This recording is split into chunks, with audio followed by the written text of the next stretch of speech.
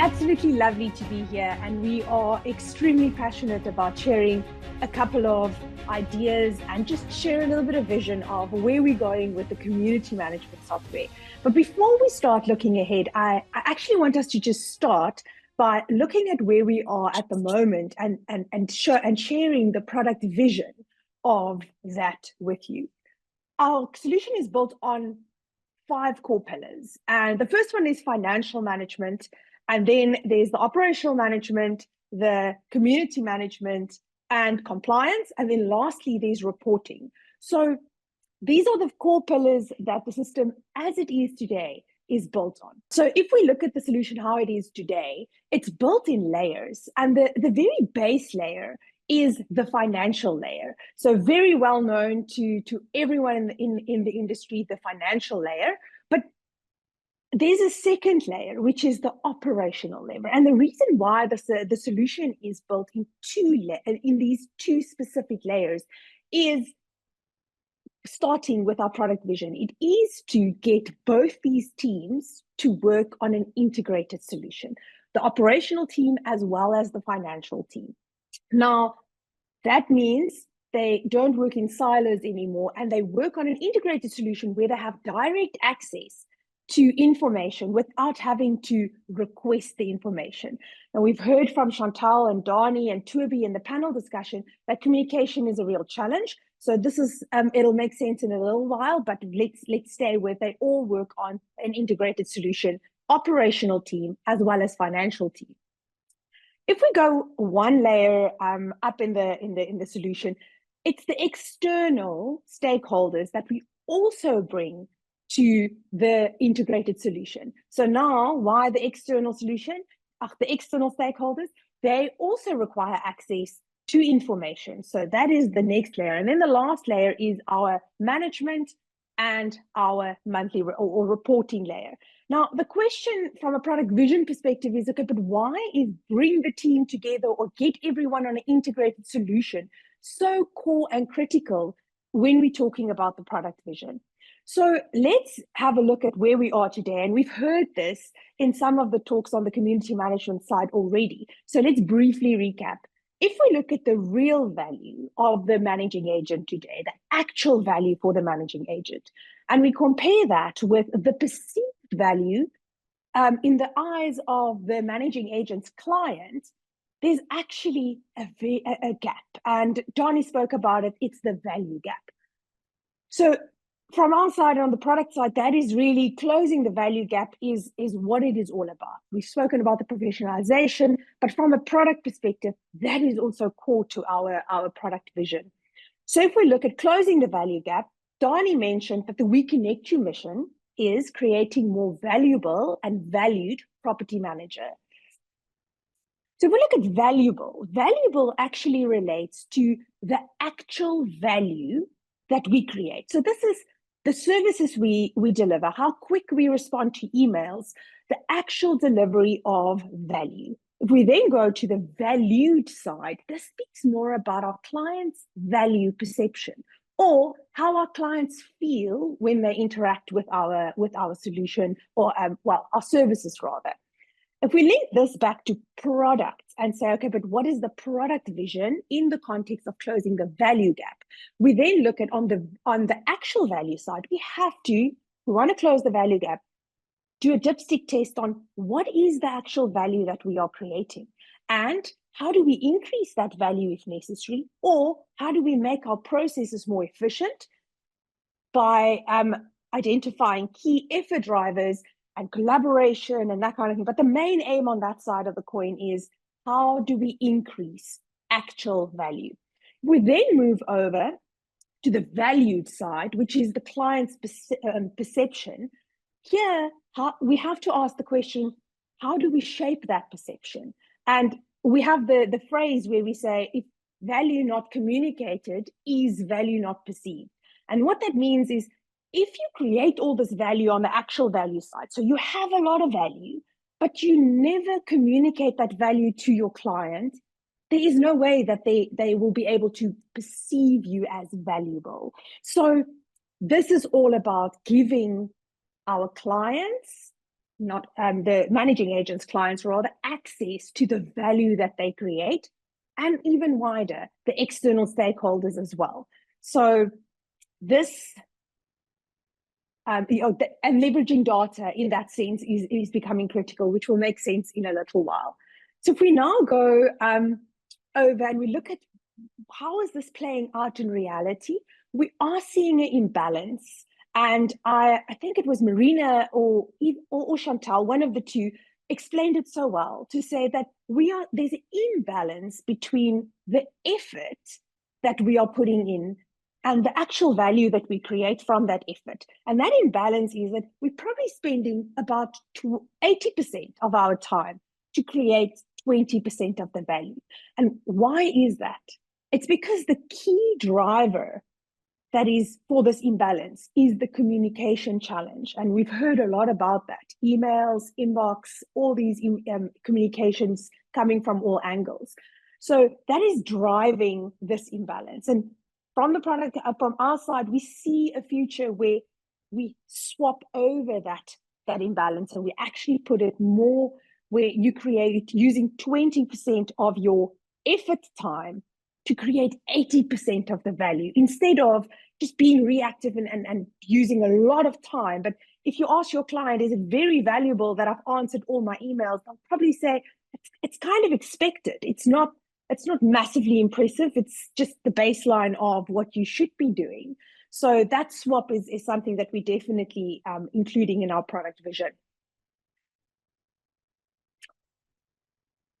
So if we now work from product vision, which is a lot to do with getting all the stakeholders involved on an integrated solution, and we break it down into product goals. The first one is on the valuable side, which is all to do with how do we maximize the actual value that the managing agent can produce. This is to do with understanding the effort drivers and then activating efficiency drivers. Now, in other words, what that means is automation. What it means is understanding what process takes long, and then how do we make it less effortful and more valuable. So that's the first goal that we always have when the lenses that we look through when we look at the product plan for the year. The second one is bring the team together. So this one is very important, both from an actual value perspective, which is on the valuable side, but also from the client's perception side, which is valued. Because on the one side, we're creating the value, but we've mentioned that if we create the value and we can't communicate the value and give them access to this value that we're creating, then it's a futile exercise in closing the value gap. The last one is solve the communication challenge. And I think it's been very evident from the panel discussion earlier as well that this is sitting at the core of the value gap challenge that we have.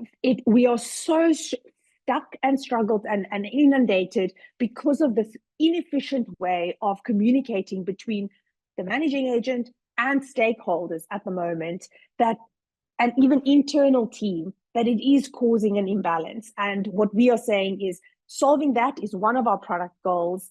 And we would like to do that by two ways, in the sense of reducing the dependency on outdated tools, but then also the key element here, which Aliza will be talking about in her, I'm going to hand over to her shortly, is giving accessibility to all stakeholders to data. So data is going to be critical. We've heard a lot about that in all the talks before, but giving access to an integrated solution from an efficiency perspective to enable better collaboration between internal and external stakeholders, but then essentially also to give them direct access to the data that's underneath that integrated solution. So I'm going to hand over to Aliza, which is our product owner, and I'm going to ask her to take us through what we can expect, firstly, from, let's say, a value build perspective. So these are efficiency drivers, things that will make us produce faster, produce easier, less effort, those ones, and she's got some exciting things that she's going to share with us. So Aliza, I'm really excited to see and to share with everyone the products that you are about to show. Thanks, Maritza. So when we looked at efficiency drivers, or an attempt to identify these efficiency drivers, we asked ourselves a few crucial questions in terms of what tasks get performed repetitively, on the daily, and at large scale, or deal with large volumes. And when we looked at our data on the system, we saw what pages get visited often, which buttons get pressed the most, and so forth. And we realized that supplier invoices currently is quite a mundane task to perform. It often consists out of copying and pasting and dragging and dropping a file one by one. And it's a task that needs to be performed daily. So this need, along with the current landscape, specifically artificial intelligence and the accuracy and the efficiency of it, we realized we can create an efficiency driver with it. So with that, we are very excited to say that within this year, we'll launch our first AI-driven efficiency driver. And we'll call it, wrong way. There we go. We'll call it the AI Invoice Assistant. And how this will work is you'll upload a file, so your supplier invoice, or a folder with multiple files, and we'll scan this document and look for key information regarding that supplier invoice. So the community name, the supplier's name, the date of the invoice, what reference needs to be used for payment. And then, using artificial intelligence, we'll use each line item and map it to a ledger specific to that community, which means at the end of the day, you only need to confirm and create. So no longer copying and pasting and dragging and dropping one by one. You're simply performing quality control. And once you create this invoice is available to your trustees and directors to approve instantly with supporting documents attached.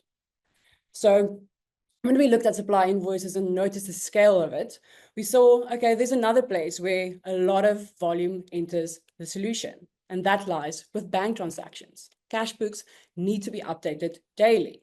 And currently we do have an efficiency driver on it called bulk banking.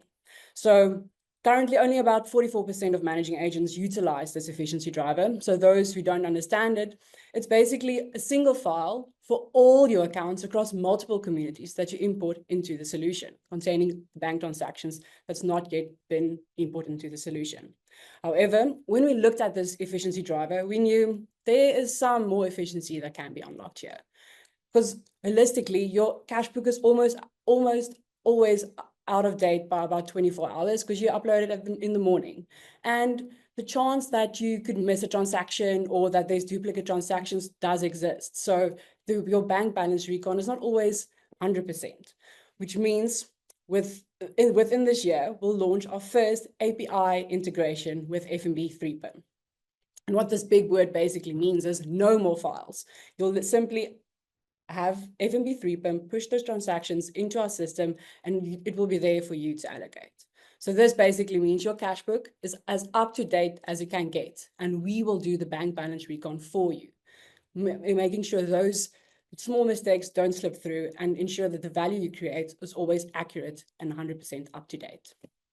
So just on APIs and integrations, it's one of the key elements that we want to bring on the solution to ensure that we are an integrated solution where all your tools come together. It's one platform that shows an integration for everything that you use. And with that, our third efficiency driver is actually something we saw in our market surveys. And it's a trend that we saw among managing agents where you are starting to use artificial intelligence to generate your minutes. So that's why we decided within, I think, the next month, we'll launch our AI minutes feature. And it'll work as follows. You'll upload your transcript or your meeting notes onto meetings. We'll have AI have a quick look at it, summarize it, learn it, and see it. And within a few minutes, you'll have your minutes, all under the relevant agenda item with action items, as well as any resolutions that was passed or didn't pass. And this is the three big efficiency drivers that we will be focusing on this year. And that all speaks to the valuable part of the value gap that Maritza mentioned earlier. But When you become more valuable, doesn't necessarily mean you're immediately more valued. So the question is, how do you become more valued? And to change the perception of your value, you need to communicate accurate information. And that information lies in the data. And that's why we say leverage your data. And data is just a big word for all of this that you see in front of you. Data in the property management world is minutes, it's statements, it's customer notes, it's offences sent out, it's payments, progress, and so forth. And currently, this whole set of data is all being managed by the managing agent. The managing agent is the custodian of this data. It's the only person that has direct access to every single data point. But it's not the only person interested in this data. It's all the partners and stakeholders. Every single one of them is interested in either the whole data set or a subset of it. So it means that when they request this data, they need to email the managing agent. So, and all of these partners and stakeholders believe that their email or request is of utmost importance and high priority, because for them, it truly is. However, for the managing agent, it means they spend 80% of their day answering and relaying this information just back to the stakeholders. Heen en weer. So what happens? The question is, how do we ensure that the managing agent is not bombarded, but the stakeholders do all have access to the information? And that's where we believe distribution points come into play. So a distribution point is a fancy word for the name, for just saying, giving everyone access to information, access to data. However, the key success factor for a distribution point is to ensure that it's convenient and easily accessible and easily understandable. That's why I'm very excited to say that we'll be activating our first distribution point this year. And we'll be targeting trustees with the trustee app to ensure that the trustees have a trustee app in their hand where they have access to all crucial information by the click of a button. Sure. I've seen it before, because to be true and honest, obviously we did one or two dry runs with this, but I still do get excited every time I hear all the value that we are going to see unfolding in the next year. So Aliza, I'm going to put you on the spot, because I think we owe that to our customers. What kind of timelines can we put on this, expectation wise, just when, in order of importance, with the 3 efficiency drivers? I've seen in the chat, there's a lot of questions on, okay, but when can we have it? When can we have OCR? When is the app coming? Which is all great comments. Is there any way that you can give us a little bit of an idea of just how this rollout would work? Okay, so we'll be launching the minutes in March, I believe, so within the next month. And then the AI invoice assistant is soon to follow after that, along with the trustee app. But Maritza, I want to mention the trustee app I just mentioned, which will include allowing trustees to authorize their payments, logging task or viewing task or logging comments on a task, as well as documents that they can view, is only the first phase of our trustee app. And just as a quick note, we'll have push notifications on these apps. So there's a call to action for the trustees to know when something has been updated. They'll immediately know that value has been communicated. So just back on, this is the first phase. At Engage, or Engage in person, which we'll do across the next few months, over the next month, we'll go into more depth about the second and third phase and what role artificial intelligence will play into this trustee app, and how artificial intelligence will ensure that this data is easily understandable. Because now we have access. Now we just need to ensure that everyone understands what they're seeing. So that's what we'll be discussing at the Engages to come. I'm glad you mentioned Engage. So this is literally just the starting point, like Aliza said. It's the first step in solving the communication challenge. Giving access is critical to reducing requests, and then there's obviously a whole bunch of learning that needs to happen, and the industry needs to move, and approaches that needs to change. And all of that is what we will be doing at Engage. So the Engage in-person events for the community management solution starts next week in Johannesburg as well as Pretoria. And we are absolutely blown away by the response of the market this year. And I'm very proud and excited to say that we don't have space for a mouse at Engage for Joburg, Pretoria, Cape Town, or Durban. They are all completely, we've reached capacity. We've upped the numbers with the venues, but they are saying no more, we are done. So maybe next year we'll get bigger venues, but for those of you that's joining us at these events, we will be going full circle with the communication challenge. First step is the trustee app, which I think is great, giving the trustees the first step to access to data and a better way to start communication, maybe seeing the progress on a task instead of having to email, how far are you on this task? They actually can just view it, but now the app will be in their hands. So this is access, like Aliza mentioned, convenient access. And that is really exciting. If you think this is exciting, what we are going to be talking about at Engage is actually how we now take the access to data and we put a layer of intelligence, which is AI, on top of that to see those mundane requests that you're getting for just data. How can we use AI to maybe formulate a proposed response for you from a community assistant perspective, or how can we get this intelligence to be so clever that it handles some of the low level queries, request for conduct rules, or just can I have a pet? Maybe the AI can help us there as well. So we'll be going into that depth, definitely. But Aliza, thank you so much for sharing this presentation with me. And Skalk, thank you for allowing us the time. We've really enjoyed ourselves.